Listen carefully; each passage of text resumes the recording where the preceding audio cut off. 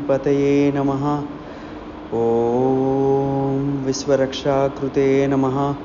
ॐ वाक्पतये नमः। ॐ ब्रह्मचारिणे नमः। ॐ गजाननाय नमः। ॐ ब्रह्मरूपिणे नमः। ॐ कल्याणगुरवे नमः। ॐ गणाध्यक्षाय नमः। ॐ ब्रह्मविद्याय नमः। ॐ विघ्नराज ॐ जिष्णवे नमः।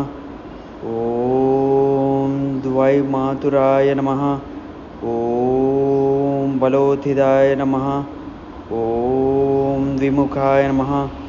ॐ जितमन्मधाय नमः। ॐ प्रमुखाय नमः। ॐ ऐश्वर्यकारण